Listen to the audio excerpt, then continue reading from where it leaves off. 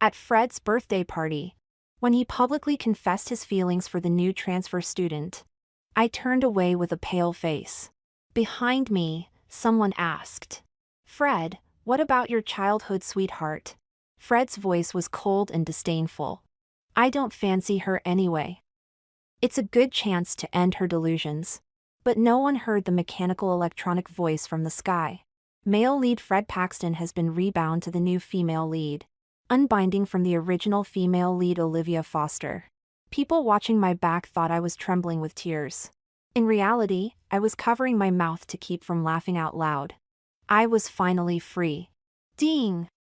This novel reminds you to click the subscribe button in the bottom right corner to read the complete novel. I walked quickly until the jeering voices behind me faded away. Only then did I lower the hand covering my mouth. As if a heavy burden had been lifted, I was finally free. Humming a cheerful tune, I returned home. My mom looked at me in surprise and asked, "Wasn't Fred's birthday party tonight? Why are you back?" I waved my hand dismissively. "It's fine, I already dropped off the gift. I found it a bit boring, so I came home early." My mom nodded, not saying anything more. Suddenly remembering something, I spoke up. "Mom, let's move house." Hearing this, my mom frowned. "What happened? Did Fred bully you?" "No, I just feel we've lived here too long."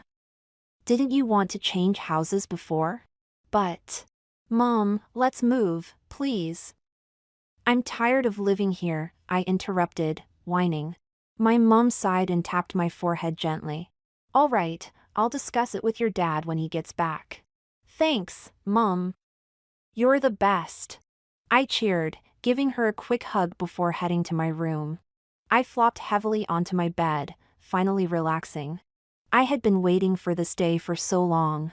Since I was 5, I knew Fred was the male lead of this world. And I was his chosen female lead. The first time he met me, he said he would marry me when he grew up. Because of that childish joke from a 5-year-old. I had been trapped for 13 whole years. Because I was Fred's female lead, I had to be inseparable from him. I had to attend the same school, even live next door to him. Not to mention liking other boys was out of the question. Any boy I developed a crush on would either transfer schools, fall for someone else, or have an accident. The first time I heard the mechanical voice from the sky, I was only 5. I didn't understand what it meant when it said, "Male lead Fred Paxton bound to female lead Olivia Foster." Until that morning when the electronic voice announced, "Female lead Olivia Foster's affection below 50%, initiating push mode." That evening, I was locked in the equipment room. For 3 whole hours, with no light or water, hot and stuffy. I curled up in the corner, nearly fainting from dehydration. In the end, it was Fred who rescued me. When he pried open the door, appearing before me drenched in sweat, and reaching out his hand, I was truly moved, my heart racing. I almost fell for him then. But the mechanical voice in my ear told me it was all a lie. Hero rescue plot complete, female lead affection at 80%. In an instant, it felt like I'd been doused with a bucket of cold water. Looking at the handsome, carefree features of the young man, I felt fear from that moment on. Because the real reason my affection for him had dropped was that Fred had played a cruel prank on me just 2 days before. This time it was too much. He had cut my hair with scissors while I was napping, leaving it a mess. When I confronted him later, he said it was just a dare. A bet with his mates to see if he'd dare to cut my hair. He told me not to be so petty. Even though he was clearly in the wrong, because he was the male lead. I wasn't allowed to be angry with him, I wasn't allowed to dislike him. So they had to hurt me and have Fred come to my rescue to raise my affection. That day, walking home, Fred awkwardly apologized to me, but I didn't hear a word. All I could hear was the cold, harsh mechanical voice. "Warning! Female lead Olivia Foster's affection below 50%. Warning! Female lead Olivia Foster's affection below 40%. Warning! Female lead Olivia Foster's affection below 30%. From that day on, I began to rebel. I went home and threw a tantrum about moving house.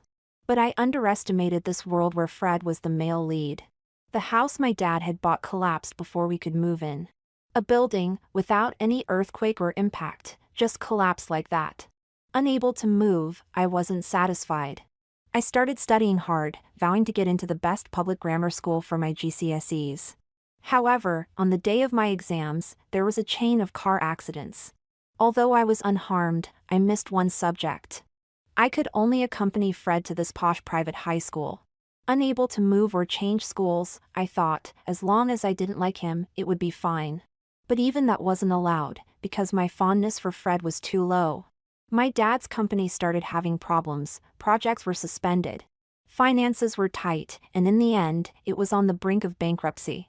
And the only company willing to invest in my dad's business was the Paxton Group. Seeing my parents forcing smiles in front of me but frowning with worry behind my back, I gave in. I started forcing myself to like Fred. I lied to myself, saying liking Fred was good, at least he was handsome and rich. I began bringing Fred breakfast in the morning, waiting for him after school to go home together. I actively tutored him in his studies and gave him all sorts of gifts. I tried my best to maintain my fondness for him at 60%. I numbed myself until Molly Stone appeared. That day, Fred and I were going to school as usual. When Fred bumped into Molly in the corridor, she raised her defiant face and demanded Fred apologize. Fred laughed and asked her, "Do you know who I am?" But Molly replied seriously, "No matter who you are, you should apologize when you bump into someone." At that moment, besides surprise, there was curiosity and interest in Fred's eyes. It had been a long time since anyone had interested him. At first, I didn't take Molly seriously. There had been girls who caught Fred's attention before, but nothing came of it in the end. But Molly really was different. That day was also her first day in our class. She introduced herself. "My name is Molly Stone. I love studying. I'm aware my family is ordinary, and I don't want to be friends with you. My time is precious, I only want to study. I know my place, and I hope you'll leave me alone." As she said this, Fred's fingers kept tapping on the desk, his eyes flashing with excitement. Molly's words caused an uproar in this class of the rich and privileged. Such arrogant words naturally upset everyone. But Fred wouldn't let anyone touch her because he wanted to handle it himself. Fred's methods were much more underhanded. He wanted to pursue Molly, to see if she was really as determined and indifferent as she claimed. It was just that cliché story of a rich young man and a commoner girl. In the end, Fred really did fall for her. I'm not entirely sure about the process of Fred falling in love. The only thing I know is about that day during the school trip camping. He and Molly went missing in the hills for 5 hours. When they were found, Fred's jacket was draped over Molly's shoulders.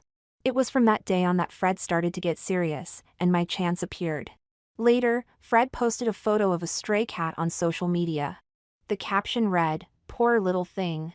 But sharp-eyed people could spot a glimpse of a fair arm in the bottom right corner of the photo. Everyone knew it was the stray cat that Molly often fed. It was on this day that the long-absent mechanical voice appeared. Male lead Fred Paxton's fondness for another character has reached 80%. Female lead to be reassigned. Selection method. The person Fred Paxton confesses to on his 18th birthday will be bound as the female lead. Warning! This choice cannot be changed once made. It was from that day onwards that I realized I had a chance to break free from Fred. I began to stir things up deliberately. I purposely clung to Fred, insisting we go to school, return home, and have meals together. I also forbade him from seeking out Molly. Fred coldly warned me not to cross the line. But I knew this wasn't enough, so I escalated my tactics. I went crying to his parents, Mr. and Mrs. Paxton, complaining about Fred. Mr. Paxton told Fred to stay away from unsavory characters. I even went as far as confronting Molly after school. I told her that Fred was out of her league. Molly's eyes immediately welled up with tears. Her voice trembling, she said, "Olivia, please don't insult me. I don't have those kinds of feelings for Fred." My voice was harsh and full of malice. "No feelings, yet you're offering to tutor him under the guise of repaying a debt. I'm the top student in the school, and I'm Fred's desk mate. What subject could I possibly not teach him?" That day, Molly left in tears. Then she began to distance herself from Fred. pushing him to the point where he burst into my room and warned me fiercely. "Olivia Foster, don't make me turn against you. Stay away from her, she's not like you." After Fred's outburst, I ran to Mrs. Paxton again. I told her I wanted to confess my feelings for Fred at his birthday party. Mrs. Paxton was naturally delighted and agreed to help me arrange the venue and invite important guests. The aim was to force Fred to accept me. I deliberately let this information slip to Fred, so he couldn't sit still anymore. At the birthday party, he publicly confessed to Molly. I knew Fred hadn't planned to confess so soon, but I couldn't wait any longer. I was desperate for freedom. "Fred, I didn't want to be your female lead anymore." I slept soundly that night. The next morning, standing on the second floor, I watched Fred's car drive away. He didn't wait for me. It was the first time he hadn't gone to school with me. I took my time getting ready and eating breakfast. I hadn't eaten breakfast at home for a long time, always rushing to leave with him. When I arrived at school, everyone was gossiping about how Molly had gotten out of Fred's car today. As they gossiped, they kept glancing at me. After all, everyone thought I liked Fred. Yesterday at the birthday party, after Fred confessed to Molly, someone had asked him what about me. Fred's voice was cold and disdainful. "I don't like her anyway, it's good to end her delusions." As I sat down, a close classmate immediately came over. "Are you all right, Olivia?" I shook my head and smiled. "I'm fine, really." But she thought I was putting on a brave face and tried to comfort me. "Fred's just temporarily confused, he'll come to his senses. I think he still likes you." I was about to say I didn't care when I saw her expression freeze as she looked ahead. I turned around to see Fred had walked over, with Molly following behind. Fred's face was expressionless as he rapped on my desk. His voice was icy. "Move." Molly stepped forward and said to me, "Olivia, please don't misunderstand. Fred helped me before, and I promised him one favor. He asked me to sit with him, and I can't go back on my word. But besides that, there's nothing between Fred and me." She indeed hadn't accepted Fred yesterday, but that didn't matter to me. I started packing up my things without a word. "There will be something sooner or later," Fred said, looking at her adoringly. Molly pretended to be angry but was actually flirting. "No, there won't be." A smile flickered in Fred's eyes. "No relationship? Then what about our daughter?" Molly blushed and tried to stop him. "What daughter? Don't make things up. Peanut is mine alone." Peanut was the stray cat. I couldn't bear to listen anymore. While they were flirting, I finished packing my things, turned around and walked to Molly's old seat, putting my things down. The people around looked surprised. They hadn't expected me to say nothing, to have no reaction at all. Even Fred frowned. Molly spoke up again. "Olivia, are you upset? I told you not to say such things." "Look, you've made Olivia misunderstand." Hearing her words, Fred let out a cold laugh and pulled out a chair nearby. "Don't mind her. You promised me, sit down." Molly bit her lip and glanced at me. I simply smiled at her. I was in a good mood now, she had solved a big problem for me. Molly's face turned pale, successfully making Fred turn back and glare at me. I put away my smile, cursing him as a nutter in my mind. I looked up at the countdown on the blackboard, 90 days. Just 3 more months, and after A-levels, I could apply to the university I wanted and completely cut ties with Fred. Previously, the Paxton family's plan was for me to study abroad with Fred. Because his grades weren't good, they had even chosen my major for me, jewelry appraisal. But I didn't like jewelry. Studying it was only to make me a presentable wife for Fred. Now I could finally choose the major I liked and follow my own path. I thought I could finally live my own life, but trouble came again. Molly was locked in the toilet and doused with water. And Fred thought I did it. When Fred brought people to confront me, I was still very surprised. I asked coldly what he wanted to do. Fred just waved his hand, not wanting to say a word to me. He had people throw me into the equipment room. I rubbed my reddened wrists in disbelief. "Have you gone mad?" Fred blocked the doorway, the light behind him shining through his face, making him look very gloomy. "I told you, Olivia, don't touch her. With that, he slammed the door shut. I started to panic. Since that incident, I had developed claustrophobia. Looking at the dark surroundings, I began to breathe rapidly, feeling dizzy. I fell to the ground, frantically pounding on the door. Fred! It wasn't me! Fred! Let me out! Fred's voice was low and cold through the iron door. Olivia, think about what you've done. Then there was no more sound. The panic in my heart grew stronger. I couldn't breathe.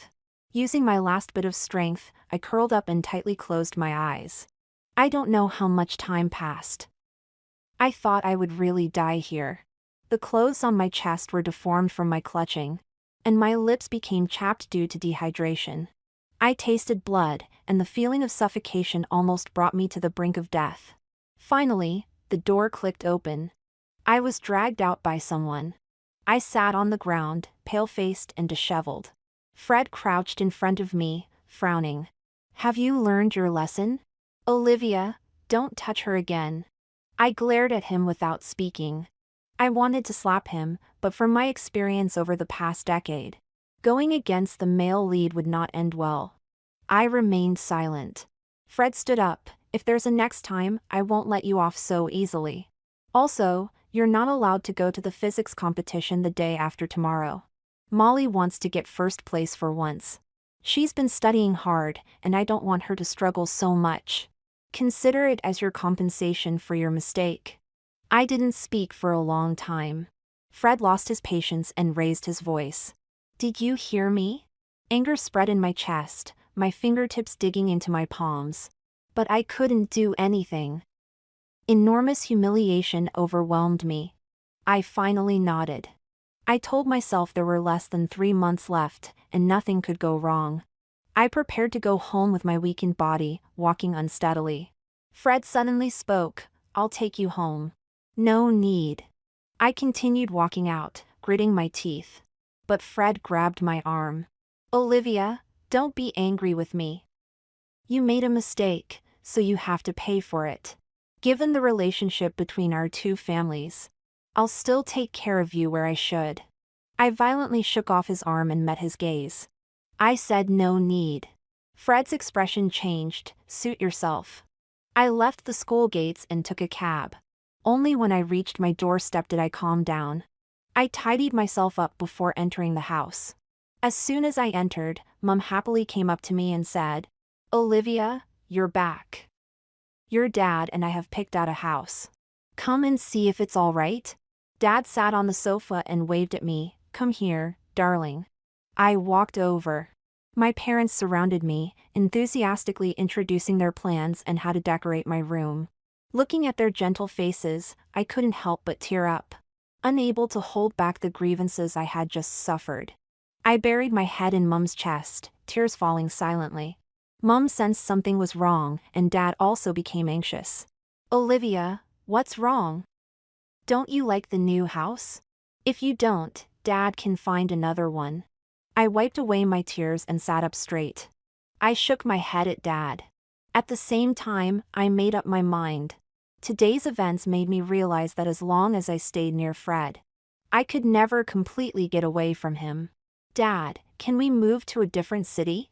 Hearing this, Dad became more certain that something had happened. What's wrong, darling? Did someone bully you? No, Dad. Didn't you say before that you wanted to try developing your business elsewhere? I just feel that I've been in this city since kindergarten and I'm a bit tired of it. Can we live in a different city? Hearing me say this, Dad finally relaxed. That's true. Our Olivia has grown up, and this small place isn't fun anymore. All right then, after your A-levels, we'll leave this place. Mom also stroked my head, telling me not to be sad, and that she and Dad would support me in whatever I wanted to do. Looking at my loving parents, I felt deeply moved. They were my greatest support. Back in my room, I had completely calmed down. I had to go to the physics competition the day after tomorrow. No one could take away the first place that belonged to me. From my experience over the past decade, the male and female leads in this world had a deeply bound relationship.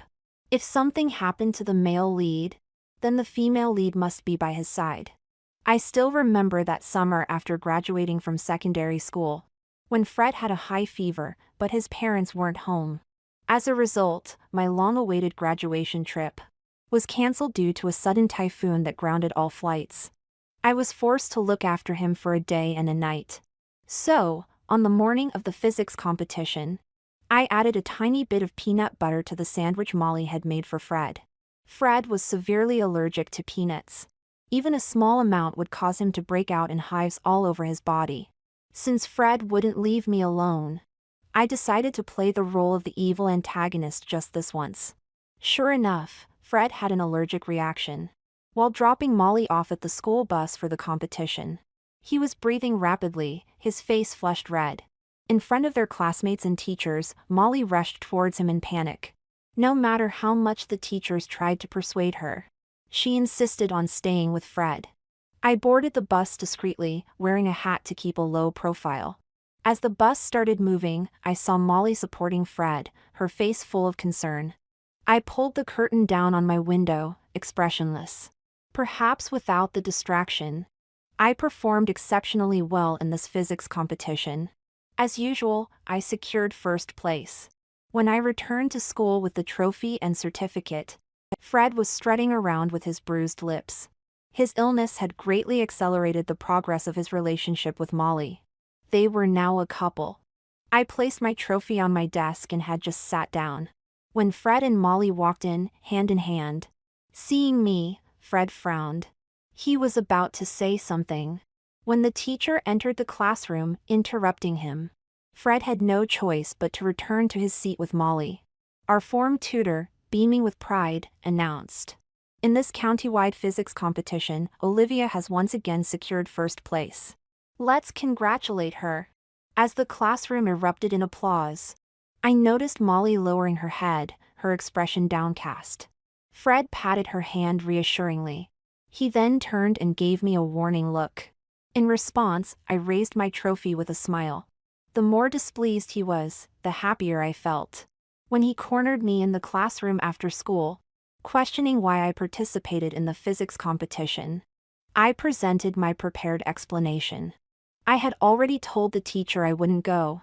But who knew Molly wouldn't go either?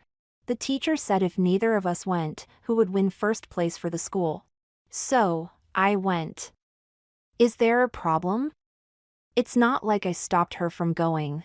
Hearing this, Fred's expression showed a hint of guilt. I deliberately said these things to remind him. Who was really responsible for Molly missing the competition? What? Are you going to lock me up again because of this? I asked coldly. Fred looked up, frustrated. Forget it, you can go, he said. As I walked past him towards the door, I bumped into Molly, who had come looking for him. She glanced at me, her face full of wariness. I didn't stop, finding the situation amusing. Fred, I heard her call. Why are you here? I told you to wait for me outside, he replied. I was worried when you didn't come out, she said. Perhaps my words had made Fred feel guilty, as he suddenly apologized to Molly. I'm sorry, it's my fault you couldn't go to the competition. As I walked out the door, I heard Molly respond. It's all right, you're more important to me than the competition.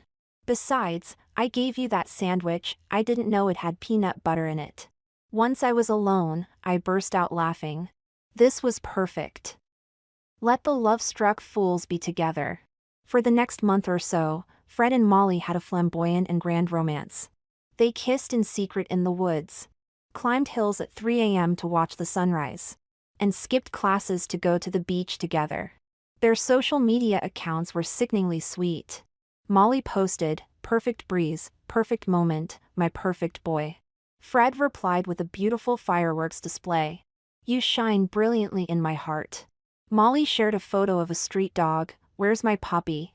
Fred responded, "Woof." Molly's grades plummeted, and she lost her once competitive spirit. She was now completely trapped in the sweet snare called Fred, unable to escape. I didn't want to pay attention to them. But my classmates, feeling indignant on my behalf, kept showing me these things. They believed Molly had stolen Fred from me. For some reason, Molly and Fred seemed to put extra effort into displaying their affection in front of me. I knew that even if I tried to explain that I didn't like Fred, no one would believe me. They'd just think I was in denial. I pretended not to see any of it and focused on solving more maths problems instead. As long as I knew that my future only depended on me, that was enough. But 3 days before the A-levels, Fred approached me again. He spoke to me condescendingly. "I want to take Molly with me to study abroad. You go and talk to my mom about it. Olivia, if you help me with this, we can still be friends." "All right," I agreed as soon as he finished speaking. Fred was surprised by how calm I was. "Did you hear me clearly? I want to take Molly abroad with us to study." "I heard you clearly. I'll help you with Mrs. Paxton." Fred's gaze swept over my expressionless face. And he resumed his superior demeanor. A confident smile played on his lips. "Are you that afraid of not being friends with me? Olivia, even though I don't like you, we have a friendship of over a decade. I won't cut ties with you." Hearing his words, I mentally rolled my eyes. But I didn't show any reaction outwardly. Let him think whatever he wanted. After the A-levels, we all went our separate ways. The reason Fred asked for my help was because Mrs. Paxton had found out about his relationship with Molly and was forcing them to break up. After all, Mrs. Paxton had always favored me as a potential daughter-in-law. I went to persuade Mrs. Paxton, knowing I wouldn't sleep well if I didn't try to unlock their situation. I told her that Fred and Molly were in the honeymoon phase of their relationship, still at an age where they thought betraying the world for love was cool. It's better to give them some freedom than to restrict them, I argued. Besides, after a few years abroad, as long as I stayed by Fred's side, he would choose me once he got bored of Molly. Mrs. Paxton was convinced by my words and agreed, although I had no intention of going abroad at all. My dad had already chosen a city and a house, just waiting for me to finish my A-levels before we moved. Moreover, I didn't let my parents tell Mr. and Mrs. Paxton about our plans. Originally, with our families being so close, I wouldn't have been able to stop my mom from telling them. But with Fred and Molly's passionate romance, and Mrs. Paxton still wanting me to go abroad with Fred, my mom became dissatisfied. She felt Fred was unreliable and that the Paxton family was taking advantage of us. My dad also said that each family has its own life, and there was no need to interfere with each other anymore. On the day of the A-levels, I walked into the exam hall confidently. I wrote every word and solved every problem carefully. When the exams ended and I walked out of the exam center, I saw my parents waiting with beaming smiles and flowers. They waved at me, and I smiled back, walking into the sunshine. My life was finally about to start anew. At the same time, Molly updated her social media status. "Thank you for rescuing me from my ordinary, dull life." She and Fred were at a ski resort, even wearing matching ski suits. They hadn't taken the A-levels, opting to travel together instead. They'd even given this trip a name, calling it their A-levels escape plan. After A-levels, I was busy submitting my UCAS applications, while Fred was occupied with taking Molly to 5-star restaurants. I was busy moving house, while Fred was accompanying Molly to tie love knots at the local church. I was busy collecting my university acceptance letter, while Fred was kissing Molly under the moonlight. Until the day of the graduation ceremony. Fred finally returned to school with Molly in tow. When he saw me, Fred was taken aback. "You look different today," he said. His words immediately triggered Molly's sense of insecurity. She quickly chimed in, "Olivia, you look so lovely. Do you have a date today?" As soon as she finished speaking, Fred let out a derisive laugh. "Who could she possibly be dating? As if she's popular." Then, as if bestowing a great favor, he added, "Though you really should try dating someone. The feeling of spending an entire day with the person you love is absolutely brilliant." He and Molly exchanged a knowing smile, and she playfully swatted his arm. Then Molly, her face flushed, said, "That's right, Olivia. The taste of love is wonderful. Although good men like Fred are rare, I believe you'll definitely find someone." I felt no ripple of emotion at this provocation, so I smiled and replied, "I will." When I start university, I'll find a good man and have a proper relationship. But Fred's face suddenly darkened. You'd better, he said. Of course. I wish you both a long and happy relationship too. I continued, still smiling. Thank you, Olive Dash. Let's go, Fred interrupted Molly's thanks, dragging her away from the hall. After they left, Fred sent me another message. Olivia, don't be stubborn. I'm not falling for this act. I deleted the chat. I couldn't care less what he thought. They left so quickly. They didn't even see my name printed in gold on the school's honor board. Perhaps because I had annoyed Fred at the graduation ceremony. He didn't contact me for 2 weeks. It wasn't until I was standing at the airport gate that I received his message. Molly's worried about adjusting to life abroad, so I'm taking her with me first. Don't come too soon. Give us a fortnight alone together. I didn't reply. I simply removed my SIM card, snapped it in half, and tossed it in the bin. Better if we never meet again. Fred stared coldly at the unanswered message on his phone. It had been a week, and Olivia still hadn't replied. Feeling irritated, he opened the chat box, typed a few words, then deleted them. Molly, oblivious to his mood, was still trying on dresses for the evening gala. Fred's mother had given him 2 invitations to a luxury jewelry gala, asking him to bring Olivia. Fred, how does this look? Molly excitedly twirled in front of him, showing off an evening gown. Fred knew he should compliment her. But for some reason, he couldn't muster any enthusiasm. He gave a half-hearted response, "It suits you, very pretty." At his words, Molly moved closer, blushing, and gave him a quick kiss. I'll go try on some others, she said, skipping away happily. After she left, Fred's expression turned cold again. He had just caught himself thinking that if Olivia were here, the dress would look even more beautiful on her. He remembered the graduation ceremony, where Olivia wore a pale yellow French-style dress, her fair legs visible, smiling radiantly. Fred, I've made my choice, Molly's soft voice interrupted his memories. Fred was startled to realize what he had been thinking about. But he didn't want to admit it, choosing instead to deceive himself. Frowning, he blocked Olivia on his phone. He thought to himself, let's see how long she can hold out. When she comes begging him later, he would mock her mercilessly. Without Fred's interference, I breezed through my first year at university. It felt absolutely brilliant. I could go wherever I wanted, meet whoever I fancied, and date anyone I liked.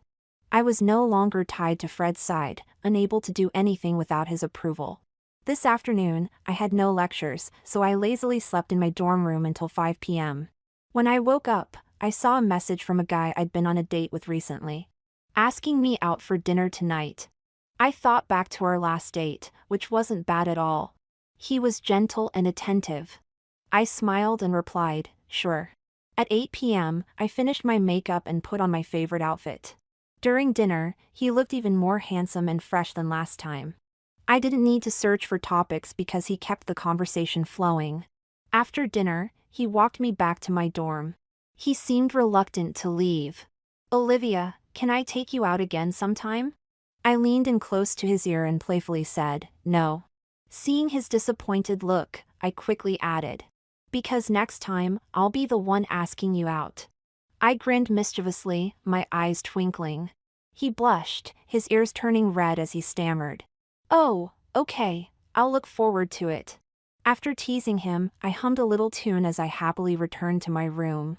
It had been a perfect day, just an ordinary day with a touch of excitement.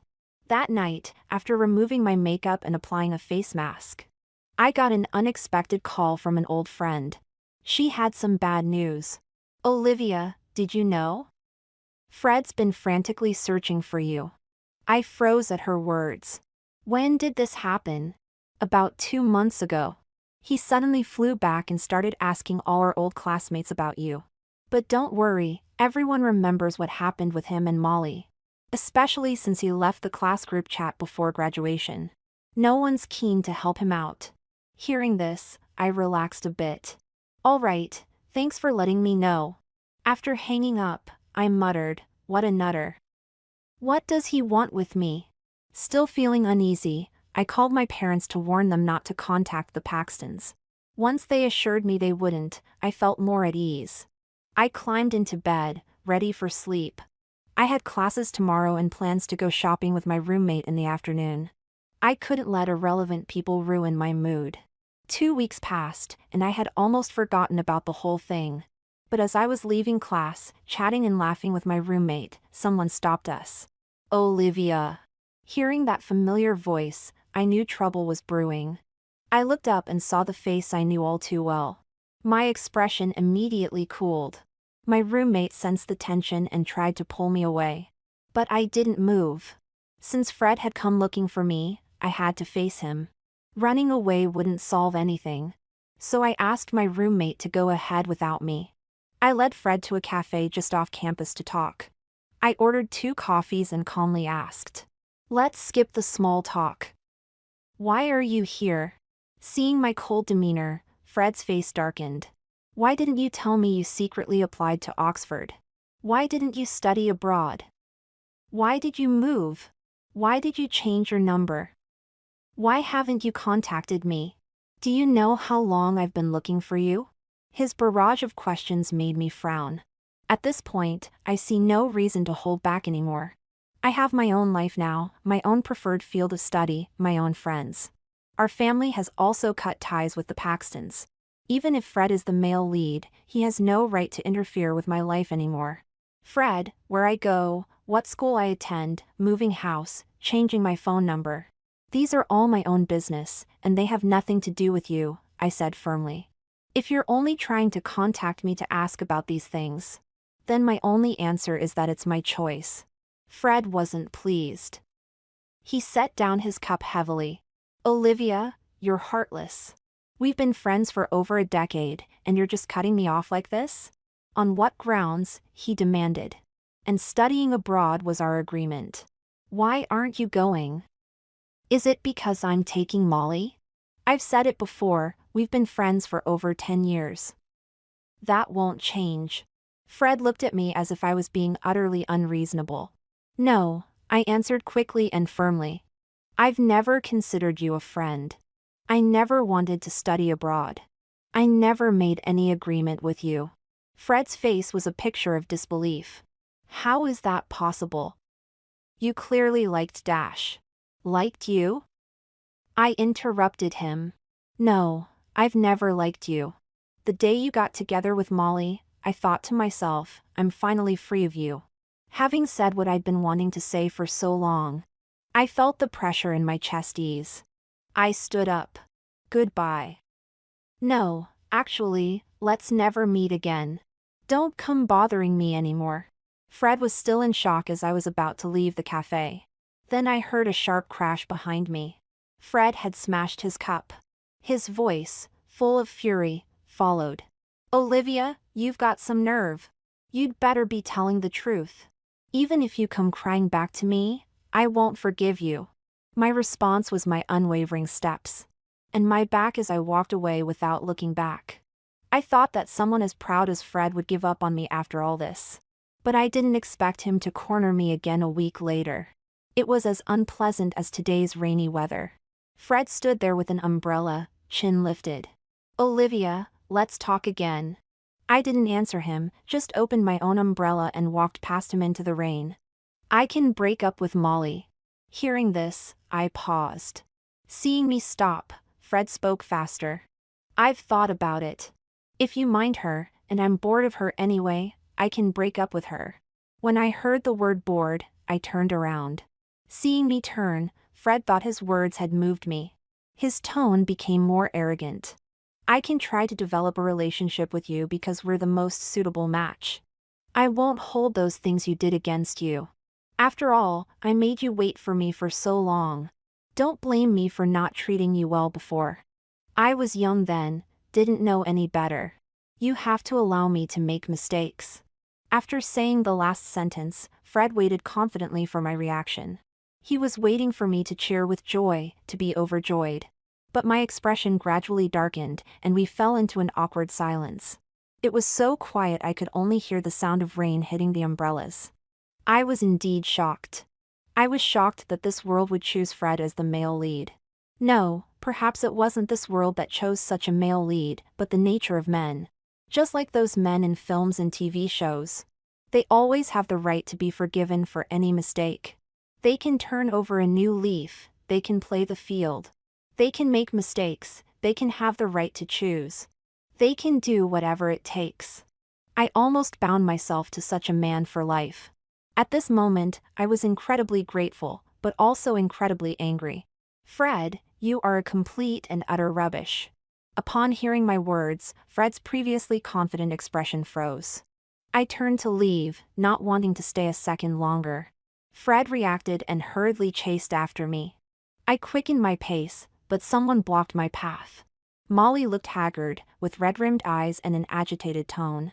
I knew you'd come looking for her. You don't answer my calls, don't reply to my messages. And as soon as you're back in the country, you're busy finding her. Seeing her, Fred's face showed a hint of impatience. Don't make a scene here. Go home first. I won't go home. My boyfriend is about to run off with another woman, I'm not going home. Molly gritted her teeth, her eyes full of hatred as she looked at me. Shameless. Why are you seducing my boyfriend? Looking at her contorted face. I vaguely remembered when she first transferred to our school. That self-confident and carefree demeanor, though dislikable. Back then, her eyes were full of vibrant ambition. Now she had become a bitter woman trapped by love. For the first time, I felt some guilt. Had I done wrong by pushing Fred towards her? He's not worth it, I said. I didn't confront her directly, only saying this one sentence. Molly's expression faltered, then her tone turned fierce again. Whether he's worth it or not, he's still my boyfriend. Why do you have to show up again? We were happy before. I frowned, about to say something, when Fred interrupted. Stop embarrassing yourself here. Go home now. Just as he finished speaking, an unfamiliar electronic voice sounded. Detecting that the male lead Fred Paxton's affection for the female lead Molly Stone is below 50%. Initiating promotion mode. I looked up in shock to see Fred asking confusedly, who's speaking? The next second, the billboard above Fred's head suddenly fell. Molly threw away her umbrella and rushed over to push him away. The two of them sprawled awkwardly on the ground. Fred looked at the fallen billboard with uncertainty. Molly cradled his face, checking him carefully. Thank goodness you're all right. You scared me to death. Fred looked at the worried Molly, his heart warming a bit. But the next second he heard. Male lead Fred Paxton's affection for female lead Molly Stone has reached 70%. Promotion successful. At this moment, I finally confirmed one thing. After the complete binding, the male lead's affection for the female lead also cannot be lower than 50%. Looking at Fred on the ground, confused and shocked. I turned and left, holding my umbrella. Fred, your good days are over. Because I too have hated someone before, been forced to like someone. Hate, like love, will escape from your eyes even if you cover your mouth. That kind of physiological disgust is like a bone-deep itch, making you feel unbearable just seeing their face, hearing their voice, or even sharing the same space with them. No matter how much Fred hates Molly, he'll be bound to her for the rest of his life. And Molly has gotten what she wished for. Fred, this is what you chose, and it's the retribution you deserve. From that day on, Fred no longer bothered me. Until half a year later, when he found me, exhausted. Looking at the dark circles under his eyes and his emaciated figure, it was clear he hadn't been doing well these past 6 months. Seeing me, his face lit up with excitement. You can hear it too, right? I saw you look up that day. I didn't hide it, yes. He grew more excited. Then when did you start being able to hear it? I always could, since I was 5 years old. Then do you know how to unbind me from Molly? I really can't take it anymore. That voice warns me countless times a day. As long as my affection for her drops below 50%, I'll have bad luck. Either eating peanut butter and having an allergic reaction, or falling down the stairs. I even almost got into a car accident. Please help me. Fred's face was full of pleading. I really don't like her anymore. I'd rather be bound to you. Hearing this, I gave a mocking smile. Before your 18th birthday, you were indeed bound to me. But your confession on your birthday rebounded you to the female lead. And it's an irreversible binding. So now you know why I hate you. I was forced to like you for over a decade. Just like you are now. Fred, this is what you chose. Fred's face was filled with horror. He shook his head vigorously. But I didn't know anything. I'm innocent too. No one forced you to like Molly, and no one forced you to confess to her. Fred, when you confessed, you swore to love her for life. You have to keep your word. It doesn't count, it can't count. I was just saying sweet nothings. Who hasn't said sweet things when dating? It can't be taken seriously. And I never said I wanted to be the male lead. Fred denied everything. But you've enjoyed all the benefits of being the male lead. You have a good family background, good looks. You can do whatever you want, be the center of attention. Now you're just being asked to love one person for life. How is that so hard to do? Fred, you can't have it both ways. This is the last time I'll see you. From now on, everything about me has nothing to do with you. I won't be your wife, your friend, or even your enemy. We'll just be strangers. Fred, I wish you and Molly a lifetime of happiness together. With that, I turned and left decisively, continuing on my own path. 3 years later, Fred married Molly. Fred spent 3 years verifying that everything Olivia said was true. He was now covered in scars. He really couldn't escape Molly. And he finally tasted the bitterness of regret. He finally understood how painful it was for Olivia to endure him for over a decade. The attraction he felt for Molly in high school had been completely erased by time. But he had no choice. He could only force himself to like Molly. Just thinking that he would have to live like this for decades more. Fred felt his life was hopeless. But he was a coward. Olivia was right, he couldn't have it both ways. Because a year ago, when he collapsed and begged on the ground to be let go, that ethereal electronic voice gave him a choice. It said it could take back his male lead status, which would unbind him. But after reclaiming the male lead status, his male lead halo would disappear. Everything he had gained would be taken away. He would become an ordinary man with nothing. No illustrious family background, handsome looks, or clever mind. Everything within his reach now would vanish. Fred couldn't do it. He couldn't go back to being ordinary. After seeing all the splendor of the world and enjoying everything at the top, he didn't have the courage or ability to start over. So he compromised and accepted everything. He thought this might be the cruelest punishment. Destined to spend a lifetime with someone he doesn't love. And having to maintain the affection level nervously every day. Otherwise all kinds of accidents would be waiting for him. Fred had also wondered if it would be easier if this person was Olivia. But he quickly gave a self-mocking smile. It wouldn't be easier. Because he would eventually change his heart and fall in love with someone else. Then, he would be just as miserable as he is now. The only consolation is that Olivia is free. Thankfully, he didn't bind her for life.